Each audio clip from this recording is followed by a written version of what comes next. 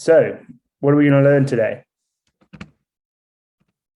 We're going to learn about ATLS principles. We're not going to learn everything about advanced trauma life support. It's normally a 2 or a 3 day course, so we can't get through everything in the allotted time, but we aim to give you a framework to assess patients who've undergone trauma and come into hospital. We're going to mainly focus on the primary survey, which we'll go over what that entails shortly. And we're going to talk about pelvic fractures and why they're important and what to do. We're also going to go over how to apply a pelvic binder. Again, we'll get to that. So, advanced trauma life support is a framework that started in America. An orthopedic surgeon in the US, James Steiner, obviously being an orthopedic surgeon in the US, had a plane crash. He was driving his plane with his family in and unfortunately crashed in a field. His wife died on impact, and his 3 children, who were young at the time, were severely injured. They had multiple broken bones, and all 3 of them had head injuries. He was able to splint their limbs in the field and deal as best he could with the problems that they had. And then an ambulance came and took them to the local hospital. However, when they got there, they were there for 10 or 12 hours, and they felt the care that they received was no better than what he did in the field.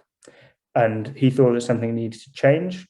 And from then on, he dedicated his life to ATLS and provided this framework, which is now worldwide regarded as the gold standard for trauma management. And just in the bottom corner, there's a picture of him and his 3 kids, who thankfully all survived and are well. And he's obviously now relatively old. So the golden hour of resuscitation is a concept you'll hear discussed in trauma. So immediately after trauma, some things will kill you very quickly. So lacerations, as this graph shows, to the brain, brainstem, aorta, the heart, they carry a significant mortality risk immediately. But what the ATLS principles are in place and the program is made to do is to stop that second spike of deaths that you can see on the graphs, where you may die from an epidural or subdural bleed. You may have thoracic trauma that eventually causes you to die, or pelvic fractures, which previously, prior to the introduction of ATLS, were not managed particularly well on a worldwide basis. So what we're aiming to do with these principles is to treat those complications of trauma as quickly as possible, and in the first hour of presentation to hospital, resuscitate the patients and manage them as best we can. So the ATLS approach, there's lots of different components to it. However, it's normally done in the UK as what we call a trauma call. So you'll be, maybe you'll be busy already, you'll be seeing a patient, or you'll be asleep at 3 a.m. and a bleep will go off very, very loudly, and you will be told to go immediately to the emergency department. The ambulance who has seen the patient will have called ahead to the hospital and given them a brief overview of what the situation with that patient is. And you will go down to ED and you'll liaise with the rest of the trauma team about what is going to happen next. Triage is another important part of the trauma pathway. So essentially, has the trauma been so significant that they need to go to a major trauma center, or can the patient go to their nearest hospital? Additionally, triage comes into play with major casualties such as terrorist attacks, or the Grenfell fire most recently in London was one that we were involved with that was obviously a significant event. Where you come into it more so, though, is the primary survey. So multiple junior doctors will be involved in the primary survey. And that's mainly what we're going to focus on today, as it's probably the most relevant to the majority of people listening. We follow an ACBCDE approach, which we'll go on to discuss a bit more later on. The next point is resuscitation. However, ideally, patients should be resuscitated at the same time as you're doing the primary survey. Following this, you have adjuncts to your primary survey, imaging and that sort of thing. And then you do a secondary survey, which again, we'll discuss later on. However, that is essentially a top to toe examination of the patient to look for missed injuries. You'll then continue resuscitating the patient and monitoring them, and then do another survey, because you can't keep checking these patients enough for injuries that haven't initially been seen. Then following that, there's definitive care whether that's surgical, physiotherapy management, medical management, or whatever else the patient needs. So the trauma team, as I was saying before, involves lots of different people. It can sometimes, if it's a very bad trauma call, you may see 20 or 30 people crowded around one trauma bay. This image shows what a trauma bay consists of and is fairly accurate as what you will experience in a trauma call.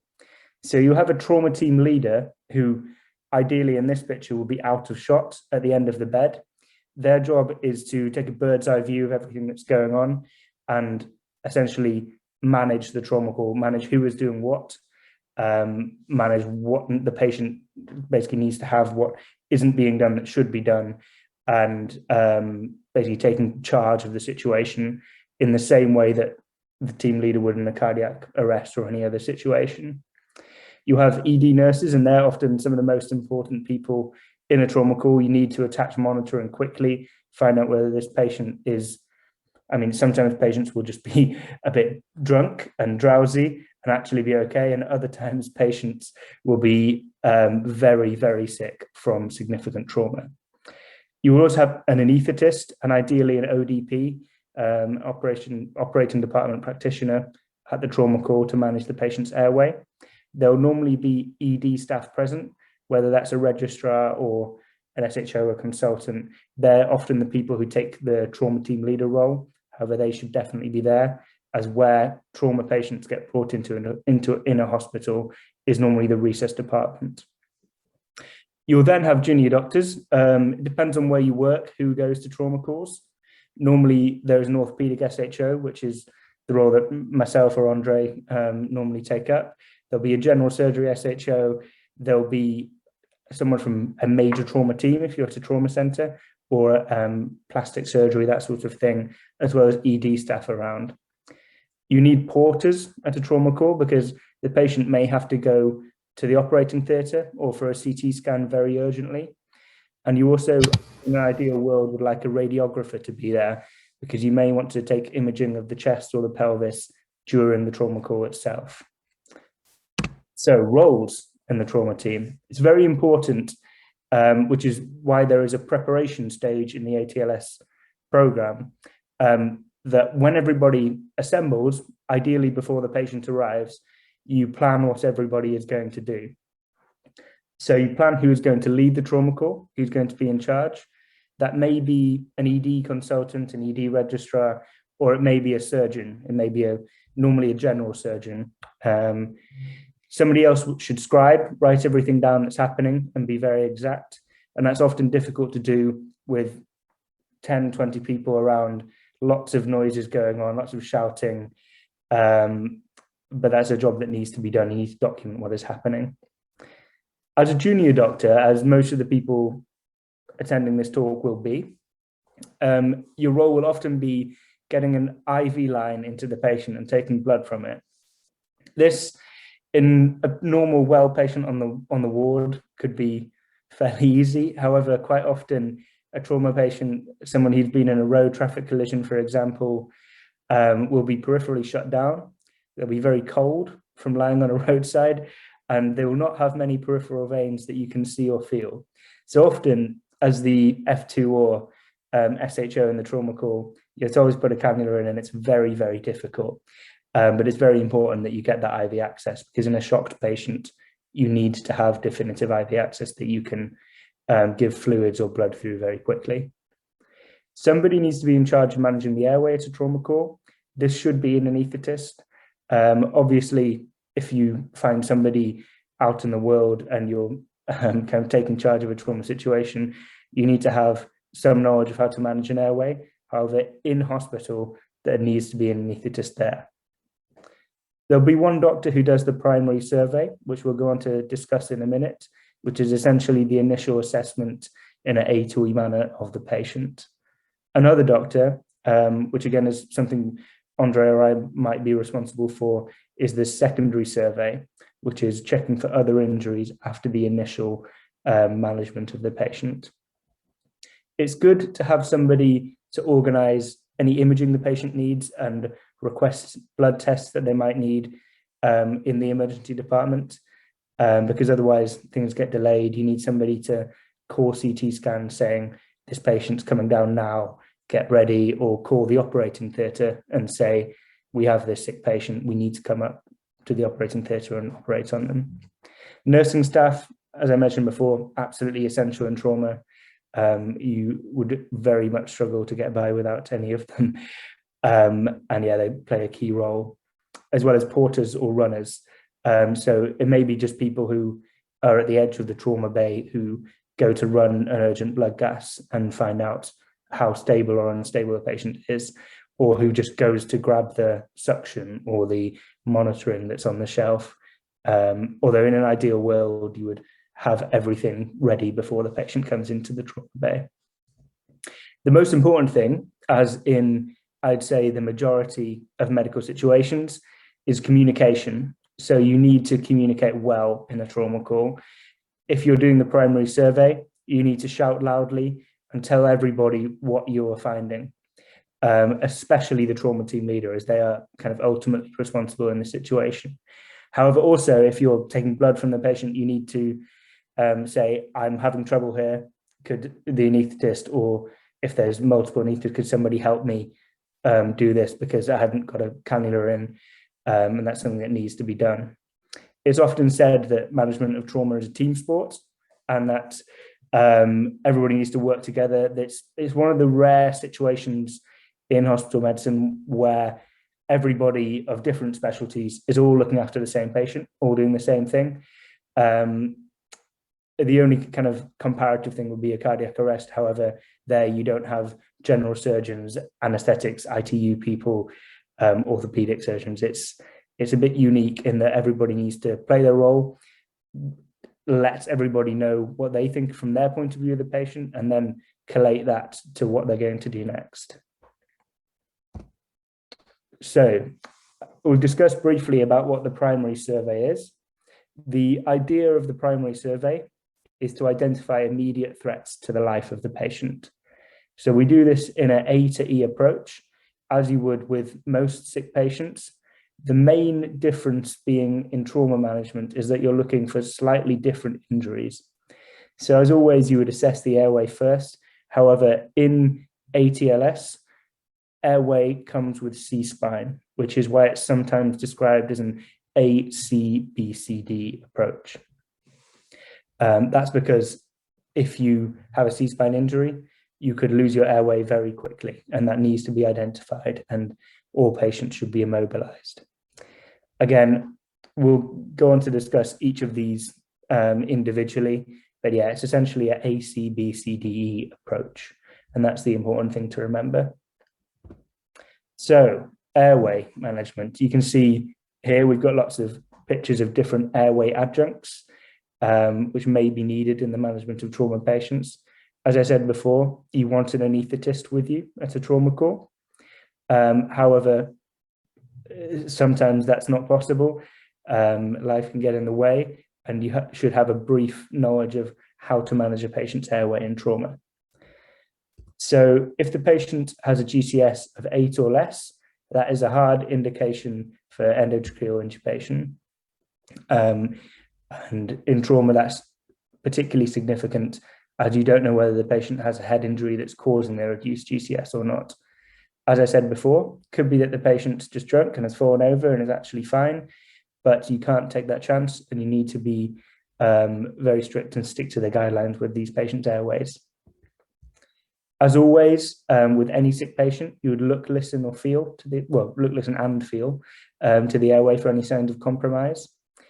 You would also look in the airway, as people can, in traumatic situations, have debris in their airway that may cause a blockage, such as bits of broken teeth or bits of broken car, and that can cause a patient to obstruct their airway. So it's important to assess it properly. Additionally, patients may have burn injuries that you may notice singeing of the nostrils, that sort of thing. And that, again, is a worrying sign and would warrant consideration of intubation. We also have suction ready.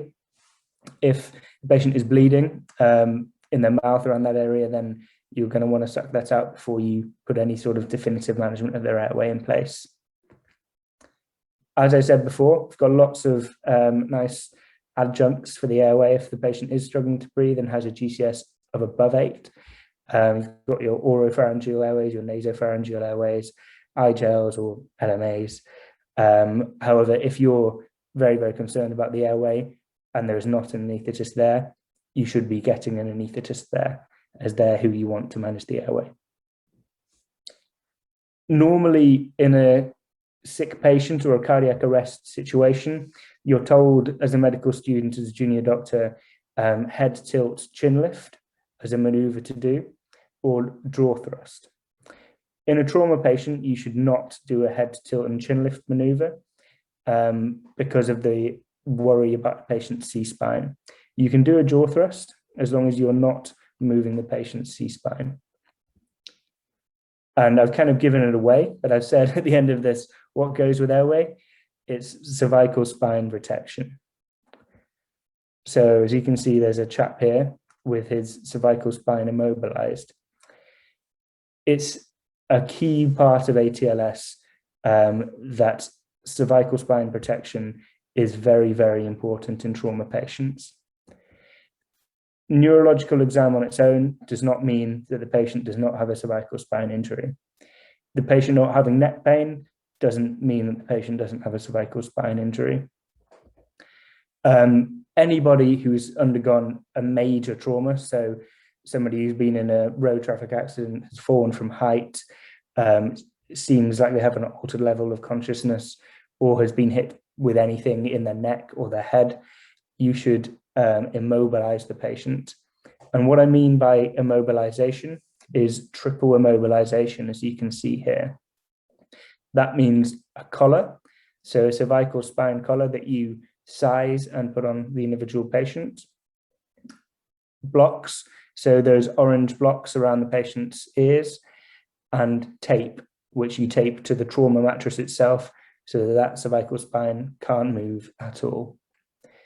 One case that comes to mind was when I was working in a trauma center and there was a tree surgeon who was in a tree with his chainsaw doing his thing, and a 600-pound log came loose from another tree and hit him in the chest.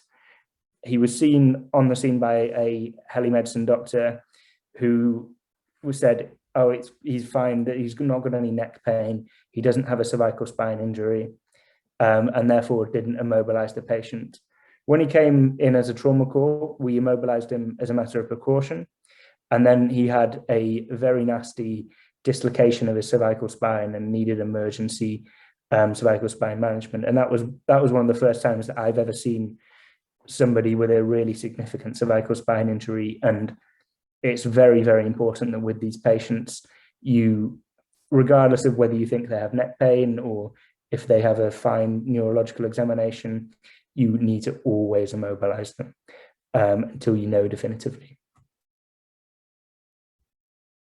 The other thing I would say about cervical spine control and immobilization is that before putting on the collar blocks and tape, you need to keep the cervical spine still with your hands. The way to do this is to come from the patient's head end, and you hold their trapezius muscle, traps at the back here, with your hands, and you keep the cervical spine in line with your forearms until a colleague can put into place the collar, the blocks, and the tape that are going to do that definitively. In the ATLS program, you have an examination at the end where you have to see multiple trauma patients. And if you do not do that, if you let the C-spine become mobile for a second, then you fail instantly.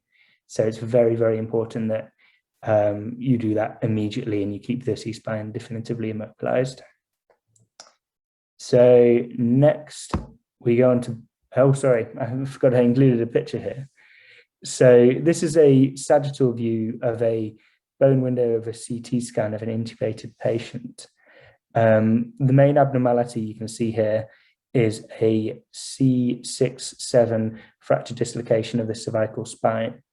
Can you see my mouse here? Yes. So the way you can interpret this image, you can find out what level the problem is at by identifying the C2, the odontoid peg. So you know that's the C2 vertebral body there. And you can count C3, C4, C5 with a small fracture there, C6, and then C7 is in a very different place. So you can see immediately that that is not right. And again, this patient should be immobilized and discussed immediately with a neurosurgeon or a spinal surgeon, depending on where you work. So breathing is the next component of ATLS management. And again, it's similar to the normal assessment of an unwell patient. You want to see, is the patient breathing? Even if they have a patent airway and you can feel breath on your face when you're assessing the airway, it doesn't mean they're ventilating at all.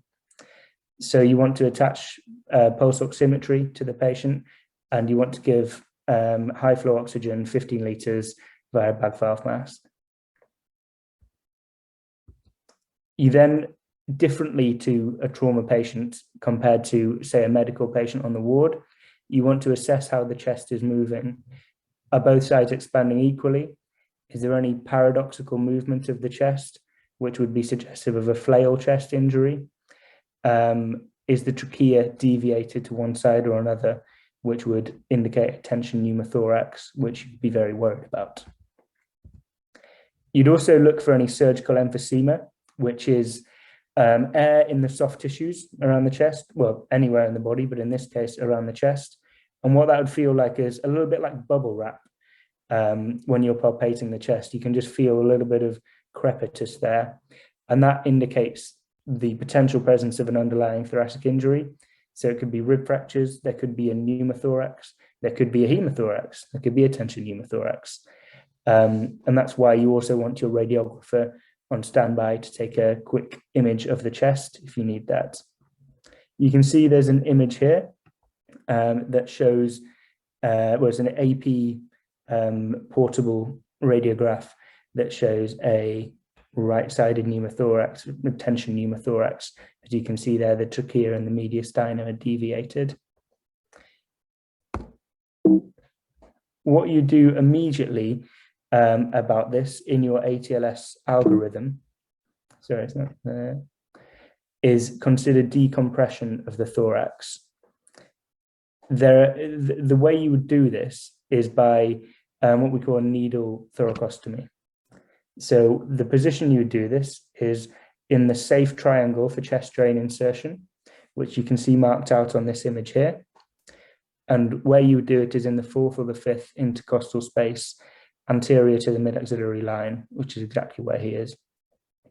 You'd feel the rib, and you always put the needle in above the rib, because below the rib, you have a subcostal neurovascular bundle, and you don't want to injure that. He's using or she is using a fancy angiocatheter in this picture. However, in most circumstances, you would use a cannula. You would use a large bore cannula to decompress the chest. So you just put it in perpendicular to the chest, take the needle out, and that should give you a hiss of air, which shows that your decompression has been successful. Then you continue monitoring the patient. And if you are needing to do that, that indicates that there is an underlying chest injury, and your little cannula is not going to do anything about that in the long run. What you would then go on to do after the patient is stable is, on the image on the right here, you can see, you would insert a surgical chest drain. We're not going to talk very much about how you would do that at the moment, because we've got a lot more to get through. However, it's in that same space, so in the 5th intercostal space anterior to the mid-axillary line. You'll see in lots of textbooks or in lots of classical teaching, they say the 2nd intercostal space of the mid-clavicular line. However, that's outdated now. That's not the guidance, essentially because there's lots of structures there that you can injure, and it's not as safe or effective as putting it where this diagram shows you. So this is the up-to-date guidance, despite what you might read in old textbooks. So next, circulation. So this is kind of where trauma management is most important, I'd say. This image here you can see has a very cool name. It's what we call the trauma triad of death. which sounds very ominous. So patients who undergo significant trauma are often out in the cold for a long time. Trauma itself causes you to have a coagulopathy and leads to acidosis, which then leads to further hypothermia and coagulopathy. And this is where patients can die from trauma. So circulation control is key to trauma management. The way you would assess a patient's circulation, first of all, you'd see if the patient is conscious. It's always a good sign if they are. And then after that, you would begin looking at the other indicators of their perfusion, so their blood pressure, their pulse, their capillary refill time peripherally and centrally. You would look for any points of bleeding. So people may be bleeding from lots of different areas for lots of different reasons, and there are ways to control that, whether that be pressure dressings, hemostatic agents, tourniquets, splinting of limbs. Those are all things we consider in the management of trauma patients. At the same time as doing this, hopefully you've got a colleague who is establishing some IV access. We want the biggest cannula you can get in and all the bloods that you can sending immediately. Because lots of trauma patients are shocked. And by shocked, I mean they're not perfusing their organs sufficiently. And in this case, in trauma, it's normally due to hemorrhagic shock. So you give initially crystalloid, mainly because if you want to give blood, you may have to wait a while for a cross match unless the patient is very, very sick. Then you have different sorts of responses from patients. You may have transient responders, so patients who are bleeding, who respond initially to the fluid you're giving and then stop responding and become sick and more shocked again because they're still bleeding from somewhere.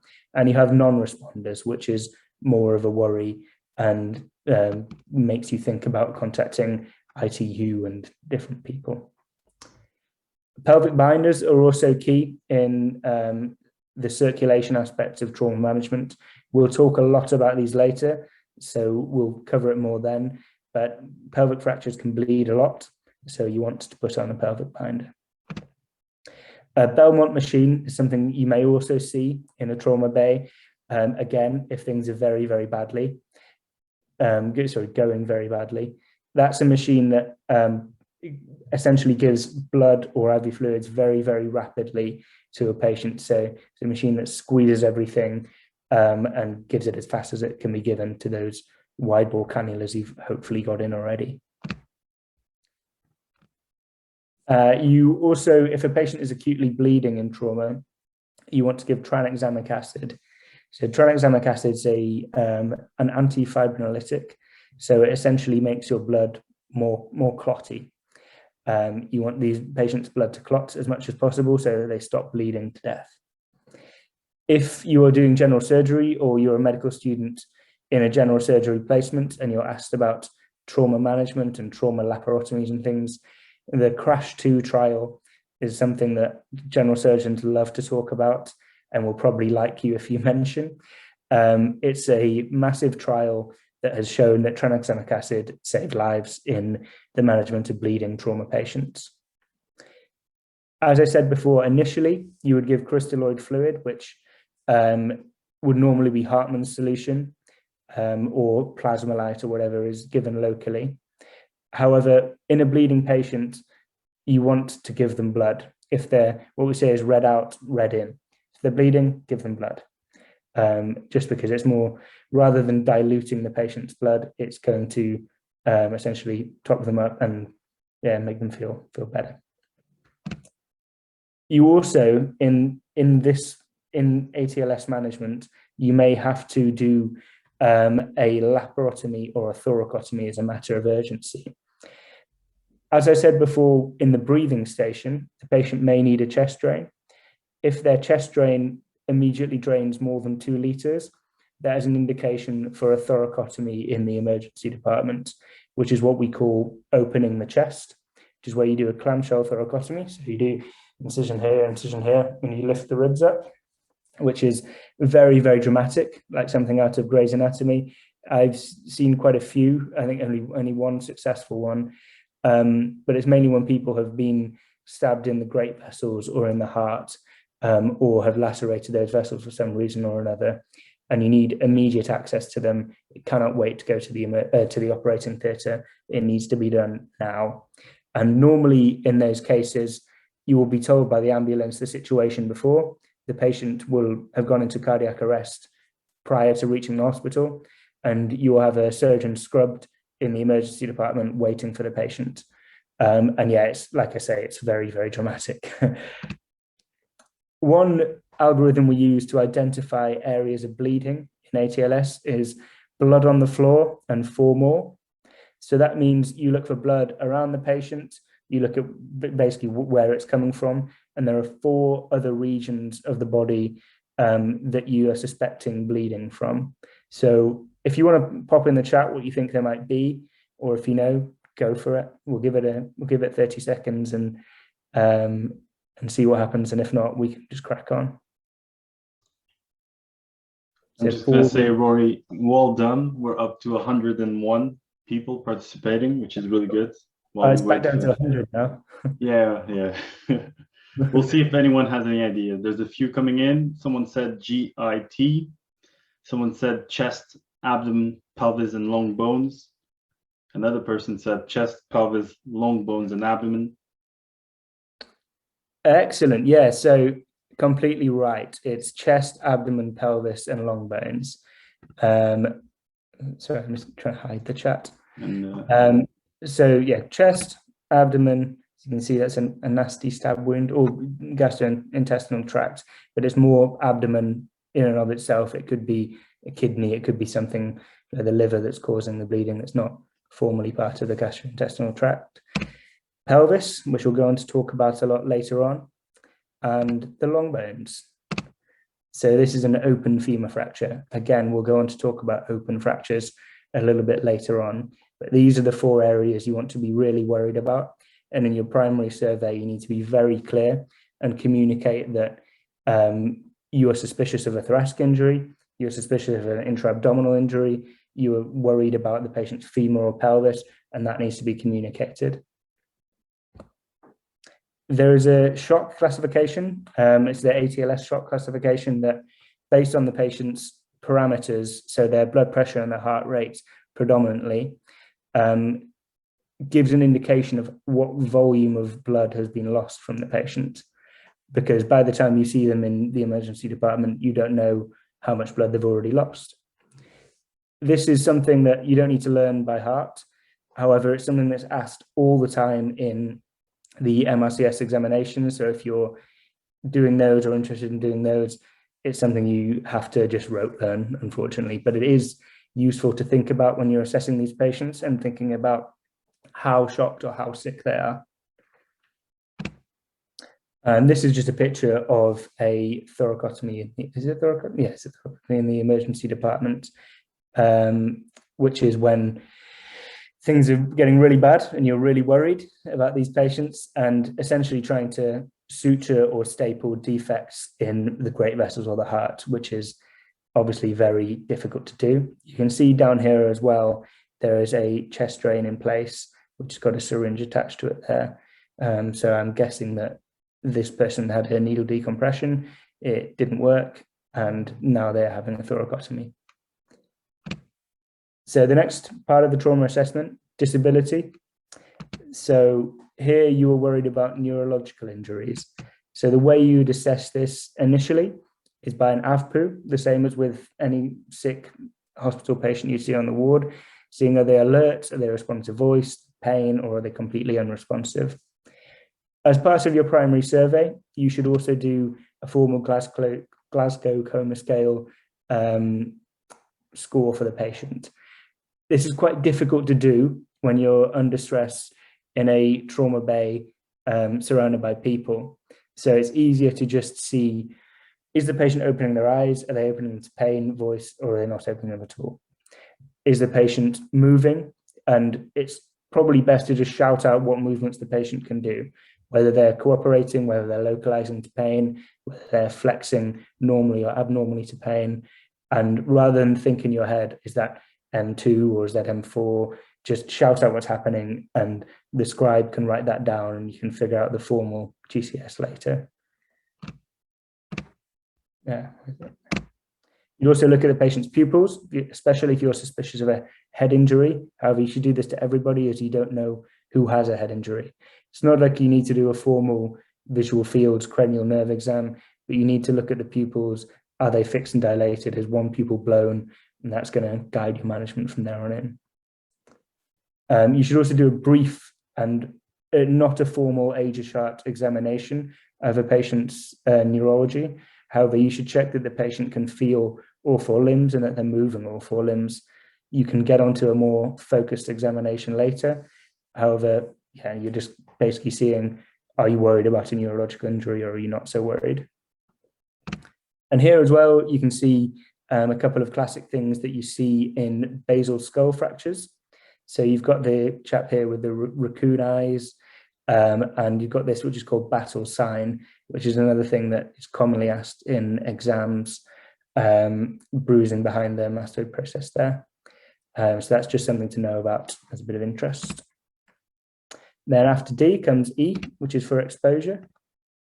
And you can see here, there is a trauma team with somebody at the head of the bed, immobilizing the patient's cervical spine as they're log rolling the patient. And that's very important when you are moving patients around, that you keep that spine immobilized. You keep somebody's hands on them at all times, making sure the cervical spine is not moving. The other thing you'll see in trauma patients is that a lot of them will be very cold when they come into hospital, from lying on roadsides and also from being shocked. This is important. As I mentioned earlier, there is the trauma triad of death, which includes hypothermia. So you need to warm these patients up. The ways you can do this are warmed IV fluids and a bear hugger, which is essentially a blanket you put over the patient that inflates and is full of hot air and warms them up, hopefully pretty quickly. So yeah, you want to be doing those things. The reason you're doing a log roll like here is to look for any injuries that may have been missed. It's quite common. I know there are people listening from lots of different places, but in London, we see a lot of stabbings, and it's not uncommon for people to be stabbed in the buttocks or in the back or in the axilla. And the ATLS kind of, well, not guideline, but another unofficial phrase is that a trauma patient is a naked patient, and that you need to cut these patients' clothes off and look to make sure you're not missing any injuries. And it's important that you log roll these patients. Whilst you're doing that, you may want to consider a PR examination if you're concerned about any intra-abdominal GI tract bleeding or a spinal injury and a loss of anal tone. We're going to go on later to talk about pelvic fractures. However, you also want to look at the perineum, and in men, especially to look at the urethral meatus to look for any bleeding or bruising that could indicate significant pelvic fractures. So there are lots of adjuncts or add-ons to the primary survey. A pulse oximeter and cardiac monitoring are things that should really be included in any primary survey. You want to have a catheter ready, so you can monitor end organ perfusion in the patient, which is to say how hydrated they are, how shocked they are, how they are responding to your treatment. In some cases, you may need an NG tube. However, actually in trauma, there's not so much that in your primary survey you need to put an NG tube in for. You want, as I said before, your radiographer with you to do a chest x-ray or a pelvic x-ray in the trauma bay if needed, if you're concerned about pneumothorax or an unstable pelvis. Again, you want to do all the blood tests you can. You want to send samples for group and save and cross-match so that you can transfuse the patient blood if needed. And you probably want kit nearby to insert a chest drain, or if you've been told by the ambulance crew pre-hospital that the patient is very unstable, very unwell, you want to prepare for a thoracotomy if it comes to that. So you've done your primary survey, you've given the patient some fluids, some blood, and you've got a kind of baseline of what's going on. So what do you do next? You look at them again, you see, have you actually made a difference or not? How is the patient? And then the next thing is getting imaging. In my experience, most significant trauma presentations will get a CT scan as quick as you possibly can after the primary survey. Normally you finish the primary survey and you're wheeling them down yourself straight to the CT scanner, because you want to see what injuries they've got, what injuries you've missed. And then in this kind of time when you're moving them down to the scanner, they're going through the scanner, you can figure out who's doing what for this patient, who needs to stay with them. If they've got an open femur fracture, you're the orthopedic SHO, you're not leaving. If they have kind of abdominal pain, but otherwise look okay, the general surgery team need to stay with the patient. So you figure out who's doing what and delegate from there. And from that point, you start thinking about your secondary survey, what other injuries you can pick up. So the secondary survey is a head-to-toe examination, and by that I mean literally head to toe. You can start at the patient's head, go down their neck, go to their clavicles, and you can poke and prod them everywhere to look for any injuries that you may have missed the first time around. After this, you can consider basically more imaging. Have they got a kind of a finger fracture that you didn't notice initially because you're focused on the unstable pelvis? Have they broken their wrist? You don't know about it. Is there a reason that they fell or that they had this accident that you haven't identified up to date? So it's a proper history, systematic review, and just seeing if you've missed anything or if there's anything further that needs to be done. You'd also consider at this point closing any soft tissue injuries, so suturing lacerations to the scalp, the hands, or anything like that that you can do at that time when everything's a bit less acute and the patient's slightly more stable. And at this point, you can also see how stable the patient is. We won't go over it very much, but there's a concept in orthopedic surgery, which is obviously what we're mainly here to discuss, where you classify patients as having damage control surgery or early total care. This is a program which is predominantly guided by the lactate of the patient. If the patient has had a multi-system trauma and has a high lactate and is unwell, you're probably going to consider damage control surgery, so externally fixing limb injuries and not being too definitive in your management initially. Whereas early total care would be in a more well patient, and you want to fix all their injuries internally and manage them from there. So that's another thing you're thinking about going forward in your secondary survey. We're going to talk about open fracture management in just a second. And the way we do that is we manage them by BOAST 4 guidelines, which you can look up, and they're pretty thorough. We're going to touch on the main points of them. Or we'll go over the bare bones, as it were. So there are several things, according to BOAST, which is the British Orthopaedic Association Standards for Trauma, that you should do with any open fracture.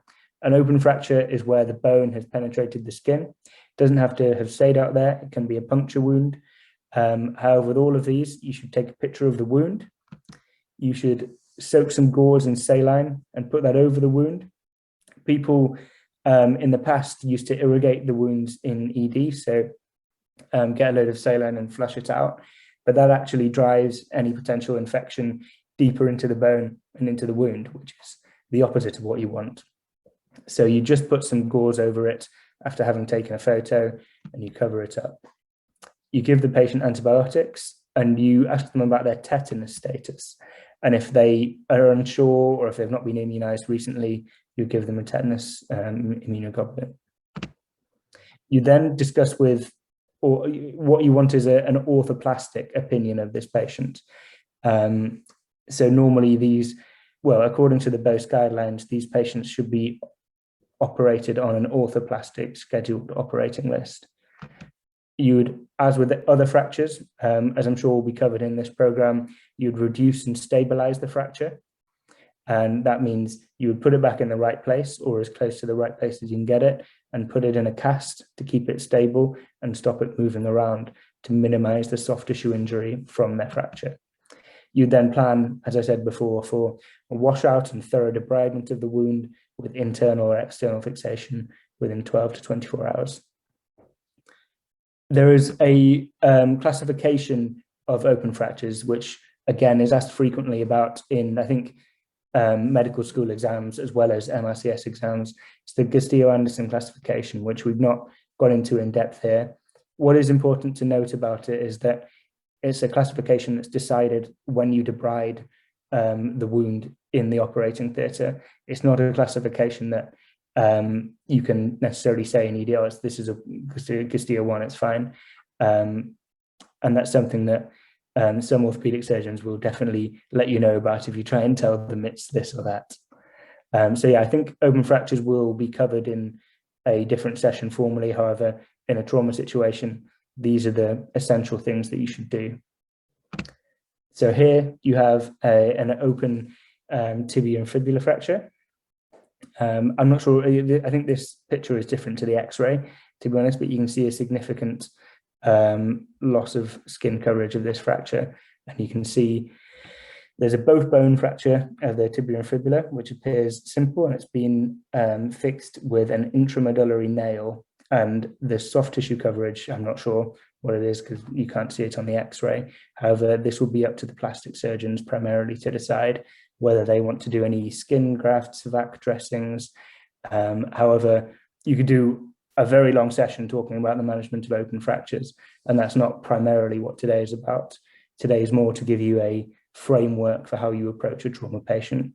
However, this is fracture school, so we'll tell you a bit about fractures.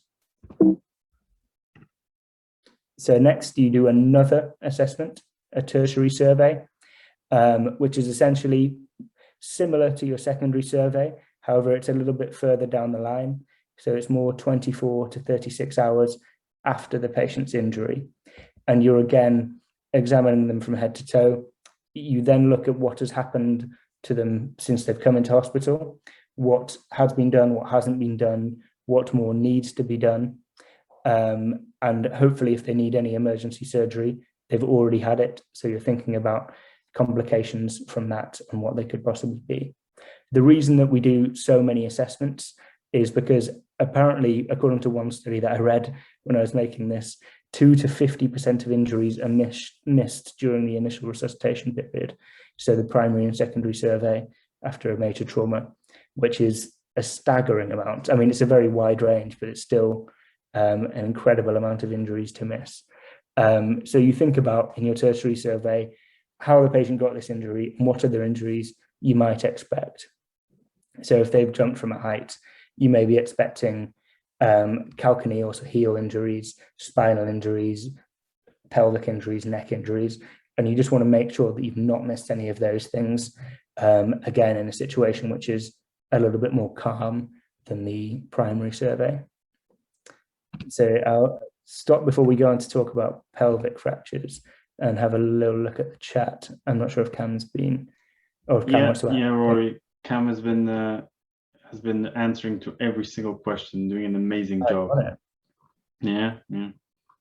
He's even talking about fibrinolytics. Well done, Cam. Yeah, I would have guessed that he knows fibrinolytics, but yeah. Yeah. So yeah, people have been asking the most varied type of questions, from fibrinolytics indication to activate major blood protocols, plus size of wound correlation to IV fluid supplementation, from everything, literally everything. But Cam has been addressing one by one. So I don't know if you would give a few seconds and let him catch up, or yeah, sure. If anyone has any kind of questions at this point, just put them in the chat now. I'm gonna bring chat here to the slide. Any particular sites that are prone to missed injury? Yeah. I mean, no, I think it's very dependent on the people who are doing the primary assessments and the injuries that have been sustained. You do always look for things like scaphoid injuries, but that's, yeah, as Cam says, in your secondary survey. You're in your primary survey, you're not really worried about whether the patient has a scaphoid fracture. You're worried about whether they have things that are going to kill them. Yeah, definitely, like limb-threatening, system-threatening concerns. There's no need to worry about a scaphoid if there's a missing arm. Right. What if there's chest trauma? I mean, if there's a chest trauma, you obviously want an ECG, but yeah, if you can get a bad ECG, that will do. You focus on managing the trauma. Yeah, always go back to the algorithm, guys. Like, Yeah, keep rechecking, you keep reevaluating, because someone might lose an airway while you're doing your secondary survey. So there's no point identifying a broken toenail if they don't have a patent airway. exactly. Mm. So yeah, it's more to get an overview of how to manage these patients. It's A, C, B, C, D, E, and the airway management we've been over. The circulation is, well, in the breathing part of it, what's important is that you're aware of indications for decompression of the chest. If a patient has a tension pneumothorax, they will need an EL decompression and subsequently a chest drain. With circulation, blood on the floor and fall more is what we're worried about. And then from there, it's more GCS, looking for any other injuries. How long after an airway intervention would you reassess? Very quickly. It depends on what intervention has been done. So obviously, if you've intubated the patient or an anaesthetist has intubated the patient, they will be assessing them not having end-tidal CO2. If you've put an OPA in, so an oropharyngeal airway, you would reassess them immediately, see if they're ventilating, see if you think their airway is patent with that in. If it's not, you would do something else, put in a nasopharyngeal airway or try an IGL or contact an anaesthetist. But hopefully, unless you're an anaesthetist, you will not be managing trauma. You wouldn't want an orthopedic surgeon managing an airway, yeah. Yeah, and if there's any threat and any concerns with airway patency, the anesthetist wouldn't leave the trauma call. They wouldn't just leave you to it and completely abandon the patient. They would stay on site on the bay, and that's their job. That's the only job that they have, airway. Yeah, completely. Cool. So should we go on to discuss pelvic fractures? Yeah, sounds good. So we're going to talk about pelvic fractures because they're a common trauma presentation and they can cause significant loss of life. So what is the pelvis in and of itself? So the pelvis is 3 bones. It is the ilium, the ischium, and the pubis, as you can see on this lovely anatomical model here. It's held together by 3 ligaments. So the iliolumbar ligament, which is here, which is the strongest ligament and gives the pelvis the most stability. The sacrospinous and the sacrotuberous ligaments, which come there, which give slightly less stability than the iliolumbar ligament, which gives you stabilizes your pelvic ring quite a bit more. You've also, at the front, you have your symphysis pubis, which is a secondary cartilaginous joint, which gives a quite limited amount of stability to the pelvis, however, is important in pelvic injury. The reason we worry, well, one of the reasons we worry about pelvic fractures is because in the posterior aspect of the pelvis over here, you've got lots of important things. You've got your lumbosacral plexus, you've got your internal iliac artery, and lots of different branches that go on to supply your urogenital system, as well as giving off branches around the pelvis. You've also got your bladder, your urethra, and they can all be injured in pelvic fractures. So how do you break a pelvis? As this delicate image explains, in young people, pelvic fractures are high energy injuries. So probably the most common cause of them is road traffic collisions like this. Also, people who've fallen from a great height, or people who've fallen at speed or at speed from height. So you can get people who suffer pelvic fractures from falling off horses and things like that, not too uncommon. Whereas in old people, even just a fall from standing can cause a pubic rami fracture, or with a sacroiliac fracture at the back. You basically don't need as much energy to disrupt your pelvis. Whereas in young people, it's a significant injury. The reason this is important is because if you have a pelvic fracture, if you've undergone an injury that's significant enough to fracture your pelvis, you're likely to have injured something else. So that's why do we worry about pelvic fractures? You can see here that there is a pelvic fracture where they have done a retrograde cystourethrogram, which we're going to talk a little bit about later. And you can see that there's contrast all over here, which is not where it should be. You can't really see the fracture tremendously well in this x-ray because of all the contrast. However, this is something we worry about in pelvic fractures, injuring the urogenital system, injuring the bladder. The reason we worry about pelvic fractures primarily is because they kill people. So there's a mortality rate of up to 15% in closed fractures and up to 50% for open fractures. And as I discussed earlier, you have your internal iliac artery and lots of different branches of it in the posterior aspect of your pelvis. If you have bits of broken bone moving around that can lacerate those arteries, you're at risk of hemorrhage. And if you do have a pelvic bleed, you can die from that very quickly. And yeah, as I said before, you are likely to have other injuries if you've got a pelvic fracture.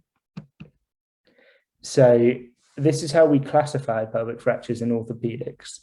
It seems like quite a complicated diagram. However, it's actually quite simple.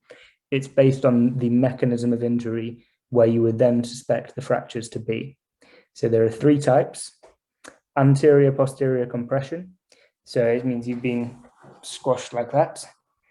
Lateral compression, which is just a force coming laterally, and vertical shear, which is typically a fall from height, causing the pelvis to shear off here. You don't need to know this really at the level we're aiming this talk at. However, there are subdivisions of each type. So type 1, type 2, type 3 of the APC injuries. And as with most classifications, type 1 is okay. So you can see there's a fracture here. The symphysis pubis has a small diastasis or widening, whereas in type 2, it's significantly widened with injuries to the ligaments here and here. And type 3 is worse again. And this is what we call an open book fracture of the pelvis, as how it's commonly referred as the book of the pelvis, or the symphysis pubis is widening. And this makes people panic a lot when you see it on an x-ray. The next type is lateral compression fractures. So this is where you have a force coming from the side, and this can cause, again, this could just be oblique pubic rami fractures like you see here, with some disruption of the ligaments at the back, or it could be worse with fractures to the bone or fractures through the acetabulum and the contralateral side, which causes complete instability of the pelvis. The reason these classifications matter, and we bother doing them, is because a lateral compression type 1 or an APC type 1 injury inherently quite stable and unlikely to need an operation. Whereas from then on in, so type 2 would be a consideration for surgery, whereas a type 3 of either would be a hard indication that they need stabilization of their pelvis. Vertical shear fractures just have the one type, which makes them easy to remember. And as you can see here, the way you can identify them on a radiograph is that the pelvis is essentially changed height. So you can see this area has sheared off vertically. It does what it says on the tin. So does anybody want to pop in the chat what type of pelvic fracture they think this is? You've got Yeah, hey Rory. I was just answering one quick question. Oh, Will sure. was asking, what are the clinical signs on the examination of pelvic fracture? So what should you look for? What would prompt you to think, ooh, the pelvis might be broken? So you would look at the leg length. If the patient's legs are different lengths, you'd be concerned about that. You're looking for pain. You're looking for bruising.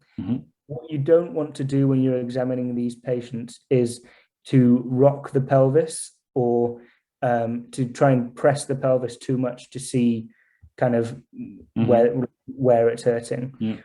What I would say is that if you're concerned about a pelvic fracture, we'll go into it in a little bit, but the patient should be in a pelvic binder, which we'll talk about how to put on, and you should just get imaging of it. I wouldn't, if you're thinking at all that the patient could have a pelvic fracture or it's a significant mechanism of injury, just get some imaging of it. Don't spend too long playing around with the pelvis. Always go back to the look, feel, move that Emma introduced in the first or the second session. So you assess on inspection, as Rory said, for swelling, bruising, deformity, leg length discrepancy. Further on with the examination itself on the feeling, but don't prompt it too much because you might make it worse. And if it's really unstable, you might push fragments against the important vessels. But yeah. And with most things we say look, feel, move. I wouldn't try and move. If you're worried about a pelvic fracture, I just basically get an X-ray and the mobilization. Cool. So yeah, does anyone want to have a crack at this? So this is an AP radiograph of the pelvis and a CT image of the axial view of the sacrum of the same pelvis. Oh, sorry, that's the next one. That's unfair. There we are. Right. There's a few people. Someone said type 2 and vertical. Someone else said vertical. Someone else said type 2 APC. Someone else said on the left APC type 2, on the right lateral type 1. So this is a APC type 2 injury. Congrats to a few of you who've got it right. The reason you can tell it's an ABC injury is because there is a diastasis of the symphysis pubis here. There's a significant widening of this. I wouldn't be too harsh on anyone who got it wrong. Pelvic fractures are notoriously difficult to interpret imaging of, which is why most hospitals or most orthopedic services will have a regional pelvic team that they refer to, because they're managed by specialists rather than just seen in ED and managed that way. So yeah, you can see a slight widening here. I believe this is images from the same patient, and then it's a type 2 APC injury, and well done to everyone who got that right, because I'm cheating in that I made the slide, so I know which one's which. Okay, next we have sorry, this isn't actually the best image, but if you want to pop in the chat what you think this fracture is. So again, we've got an AP radiograph and a CT image of the same patient.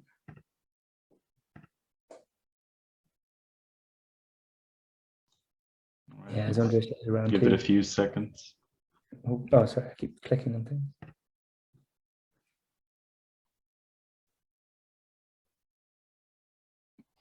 Someone said not APC. Good. Someone else said a lateral. At least people are not that shy today. They're starting to get into the mood. Someone said type 2 vertical shear, vertical. Someone else said APC. So it seems people are tending to vertical shear. So this is the lateral compression type injury. You can see they've got oblique pubic rami fractures, which is a sign of lateral compression injury. And you can see on this, sorry, I can move this. Maybe it's worth going back to classification so people can cast an eye on the classification again. That's a good idea, Andrew. Yeah. So you're looking at the classifications. Sorry, I'm just going to do that down. You can see in the APC at the previous X-ray we saw, you have widening of the symphysis pubis, and you have fractures coming at the back here because the force is all going from here to here.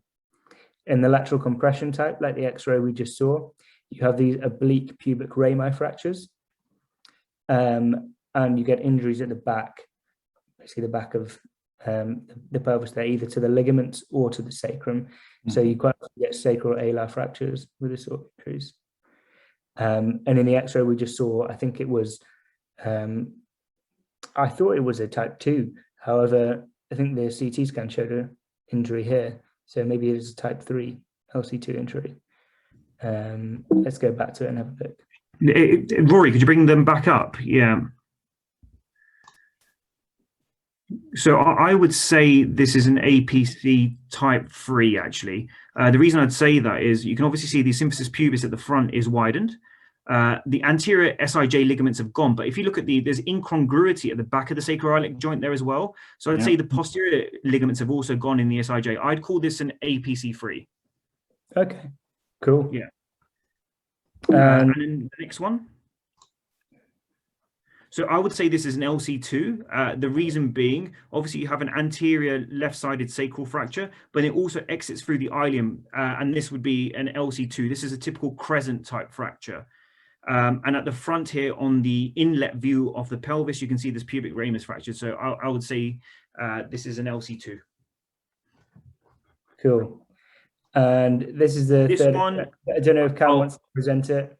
Yeah, once again, it's an AP radiograph of a pelvis here, and you can just about make it about both hips. It's an inadequate pelvic X-ray. You can't see the iliac crests on this radiograph, but looking at the X-ray, there are pubic ramus fractures bilaterally, superior and inferior, and there's also vertical displacement of the hemipelvis, and likely a sacral fracture on the left side as well. So I'd say this is a vertical shear. Correct again, Cam. Yeah. Cool. Does anybody have any questions about any of this stuff before we move on to management? I think what I'd say is, in terms of ATLS, it's not so important knowing that what type of classification it is more recognizing there is a pelvic injury and it requires a pelvic binder. I don't know if you cover this a bit later, Rory, but if you are to apply a pelvic binder, remember it's a hemostatic device. It's not an orthopedic device. It's there to keep the original clot that's formed and not to disrupt it. They should be reviewed regularly to prevent pressure sores. And if you do apply a pelvic binder and you do decide to remove it, make sure you get further imaging, because you may find the pelvis opens up later once you remove the binder. Exactly. So you can see a pelvic binder here in this image. We'll talk a bit more. I think we've got a slide on them later. But your management of pelvic fractures is, as we've already discussed, your ATLS approach, hemodynamically supporting the patient and ensuring they've got a pelvic binder on if you're suspicious at all of a pelvic fracture in a trauma patient. Then later down the line, you can consider definitive management, what imaging you need to get, whether they need an operation, whether they need stabilization of the pelvis, essentially. So there are BOST guidelines for pelvic fractures, as there are for most things, and there are separate BOST guidelines for pelvic fractures with urogenital injuries. So as we've said, and Cam's just said, apply a pelvic binder, not a pelvic fracture, if you're suspicious of pelvic injury. You would also give TXA, as you do with pretty much all trauma patients, to stop any bleeding and promote clotting. You would resuscitate the patient adequately, as you would do in the C section of your primary survey. And because of the risk of other injuries associated with pelvic fractures, you'd get CT imaging, essentially head to toe, what we call trauma CT, or trauma CTogram. And you would assess in your exposure part of your primary survey for any urethral or urogenital injuries, whether there's any blood essentially around the genitals, whether there's any bruising of the perineum. So these are 3 images of pelvic binders of different types. The first one is obviously just a sheet. However, what this demonstrates is that you can have different types of pelvic binders. And what is important is, as Cam said, it's a hemostatic device. So it's there to stabilize the pelvis and mean that any blood clot you're forming stays there and stops any bleeding from a pelvic injury. You need to put pelvic binders on at the level of the greater trochanters. As you can see, all these pelvic binders are. This means that you can access the abdomen superiorly if you need to do laparotomy, but more importantly, it means that you stabilize the pelvis, because this is squeezing the pelvis together. Whereas sometimes you see pelvic binders put on kind of up here, and that is not going to do anything. It's just going to make the patient feel a bit strange, and they'll still have an unstable pelvis. So yeah, that would be one of my main takeaways from today. Always put a pelvic binder on if you think there is pelvic injury. Always put it on at the level of the greater trochanters. In just a practical tip, if you're dealing with trauma patients, before your primary survey, you can lay out a pelvic binder on the trauma mattress before the patient gets there. So when they're transferred to the mattress, the pelvic binder is already under them, so that you just need to fasten it up and tighten it. Otherwise, it can be difficult if you suspect a patient has an unstable pelvis, as well as other injuries, to shimmy a pelvic binder under them and get it up. So that's just a practical tip to think about. And as Cam was saying, always check on the pelvic binders, look for any associated pressure sores, skin injuries, And if you're going to remove the pelvic binder, get an X-ray afterwards, because they can hide pelvic injuries. Even if you've got an X-ray and it looks okay, you can take the binder off and then it shows a fracture. So that's something to be very much aware of. So as I said, we worry about pelvic fractures because they can bleed. You don't, I think, for the level of this, need to know much about the management of bleeding pelvic fractures. However, the patient needs blood transfusions. You need to check that they're hemodynamically okay and transfusion appropriately. You need to make sure that in the kind of initial resuscitation assessment, you have a pelvic binder on the patient and you give tranexamic acid. And then the two options are essentially interventional radiology embolization of the vessel, or external fixation or stabilization, as you can see in this image here, and packing of the pelvis with essentially lots of gauze to try and tamponade any bleeding.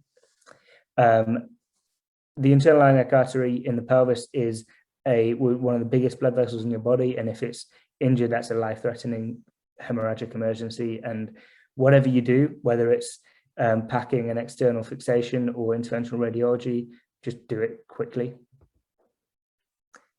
I'm rattling through this a little bit because I'm aware that everyone has things to do. However, we'll go through quickly the management of urogenital injuries associated with pelvic fractures. As I said before, there is a BOAST guideline for this, which you can feel free to read, BOAST, B-O-A-S-T guidelines, and that goes through in detail everything that you need to do. However, what you're concerned about is injuries to the urethra, particularly in males, as the male urethra is longer and more tortuous than in females and more prone to injury. And you're also worried about bladder injuries. So you would look around the urethral meatus for any blood. You would perform a PR, and if there is a high riding prostate or a loss of anal tone, then you would be concerned for either a neurological injury, if there's a loss of anal tone, but more so a urethral injury. And they're quite common with pelvic fractures. At this point, you can have one attempt at putting a catheter in, and it should be somebody who is relatively competent at putting catheters in. It shouldn't be one for the medical student to try their first one on, because you get one go and you may well get blood back when you put the catheter in. If it doesn't pass, you just stop, and then you can perform a retrograde cystourethrogram, which is what this image shows here. That sounds like a very fancy word, but what you essentially do when you're doing that, you can do them yourself in the emergency department.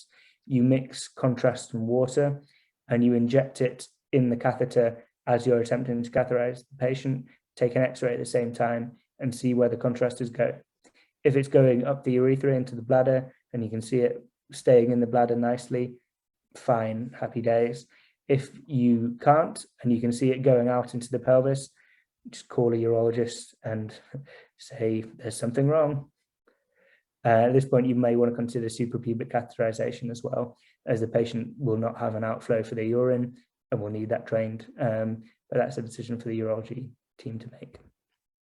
You also do a urine dip, as you may have a pelvic fracture with a urethral injury that is not so severe that you can't put a catheter in and they are still able to urinate, but they may have microscopic hematuria, which is something you should be aware of and would warrant further imaging discussion with a urologist again. In females, you perform a bimanual examination, PR, again to look for any bleeding from a pelvic fracture, with the same rules applying to catheterization. However, urogenital injuries, pelvic fractures, are much more common in men. So we'll talk a little bit about bladder injuries. So as I was saying before, you can lacerate your bladder from a pelvic fracture the same way that you can lacerate your urethra. Your urethra. You can then perform a catheter cystogram or a retrograde cystourethrogram, as you can see here. This radiograph shows a extraperitoneal hemorrhage, or I think an extraperitoneal hemorrhage of the bladder. As you can see, the wall of the bladder is ruptured, and you can see extravasation of contrast here, which is likely indicative of a rupture of the bladder from this pelvic fracture. you classify bladder injuries from pelvic fractures as intra or extraperitoneal. If they're extraperitoneal, normally they can be managed conservatively, and they're much more common than intraperitoneal injuries. However, if there is an intraperitoneal injury, so a communication between the peritoneum and the bladder caused by a pelvic fracture, that's an indication for a laparotomy and repair of that injury. Extraperitoneal, as I mentioned, can be managed conservatively. However, if you're stabilizing the pelvis and doing an internal fixation, then that would be the time that you could call a urologist and they could come and during the same operation repair the bladder, rather than leave it to heal and consider repairing the bladder a few weeks down the line. These injuries are treated as open fractures if you have a urine leak from the urethra or the bladder, as you would treat it the same, apart from photographing it, obviously. You'd give antibiotics, you'd give antibiotic prophylaxis, as there's potential contamination of the bone. I was going to go through a case, although I'm not sure time-wise whether it's the best thing to do. What do you think, Andre? Well, most are still here. Most people are still here. Like, we've taken presence already, like attendance already in the beginning of the session. So whoever wants to try the case, fine. If you have time, Rory, go through it. We can do one or two, but attendance has been taken. So either way, if people need to go somewhere, they can just leave. I wouldn't worry too much. Yeah. So if anybody wants to have a go at this case, it's a 37-year-old male, a road traffic collision at 50 miles an hour, brought into resus. He's saturating well, got a slightly raised respiratory rate. He's got a blood pressure of 75/40. He's tachycardic, but he's GCS 15.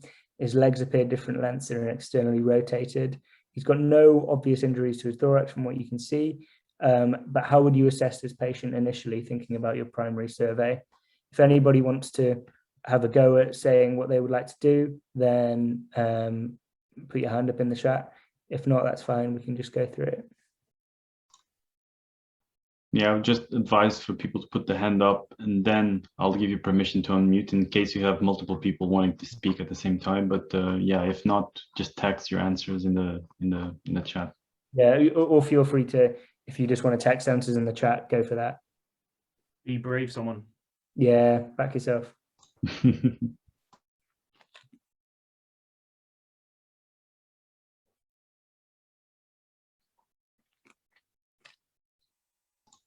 Yeah, I can't see any hands up.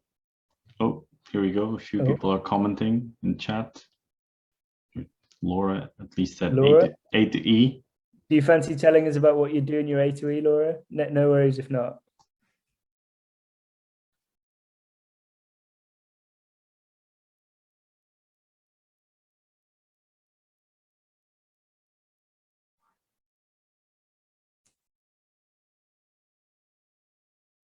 All right, we got a few coming in. Someone said A to E assessment, IV access and bloods, administer fluids/bloods, TXA, apply pelvic binder.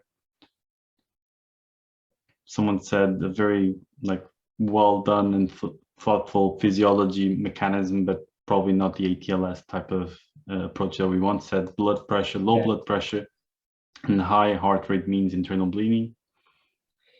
Yeah, it just means bleeding. Yeah. It means you're shocked, and there's lots of different causes for shock. However, in this, we're focusing on hemorrhagic shock. Somebody said C-spine. Very good. But I think people got the gist of it, as in A to E is. Yeah. That's what we're looking for. So full A to E assessment. Look for hemorrhagic shock. Look for source.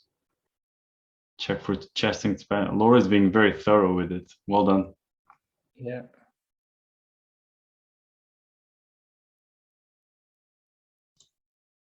Yeah, I think we can keep going. I don't know if no one wants to speak, probably speak up, and we can just keep going.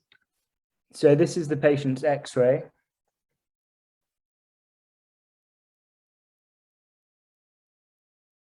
Does anybody want to say what they see?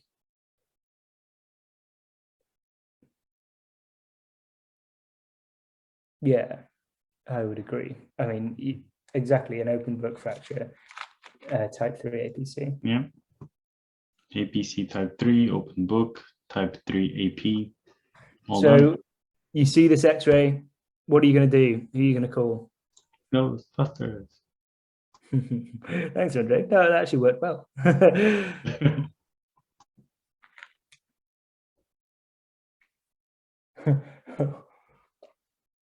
Yeah, fair play. You probably would call. Laura said, call for help. So assuming is you're in a good hospital, as in a big trauma center and all that, everyone would be on site already for the trauma call. But yeah, people are saying pelvic specialists. I think there's more immediate management you could look after in the ED department. So obviously you've noticed that they've got an open book fracture. That's X-ray. If you just go back, Rory, this X-ray that you've got there, that should be an X-ray that you should never ever see. And the reason I say that is like a pneumothorax X-ray. You should have already applied a pelvic binder before seeing an X-ray like this. So this is an image you should never ever see. Yeah, I think people don't notice that. They're saying binder ASAP, TX ASAP. Fantastic, yeah. I've seen a few people saying to call the urologist. At this point, you wouldn't do that. You'd be focused on making sure the patient had a pelvic binder, but obviously you should never see this X-ray. You'd only call a urologist if you have suspicion of a urethral or urogenital injury.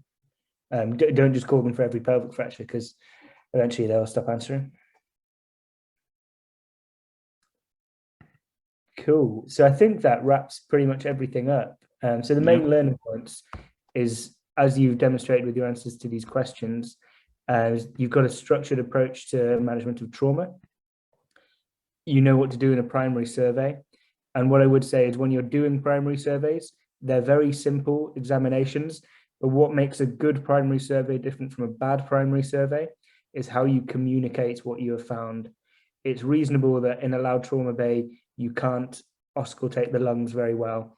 That's fine. But when you do notice something, or if you haven't and your examination is normal, you need to tell everyone there that that's the case. They need to know what you found. But you've got an approach to that from this, and pelvic fracture management and classification. And if there's a couple of things I'd like you to take away from today, it's the primary survey and putting a pelvic binder on and putting it on in the right place over the greater trochanters if you're suspecting a pelvic fracture. Thank you for listening, guys. Please complete the feedback forms that we send to you. And if you've got any questions, pop them in the chat now.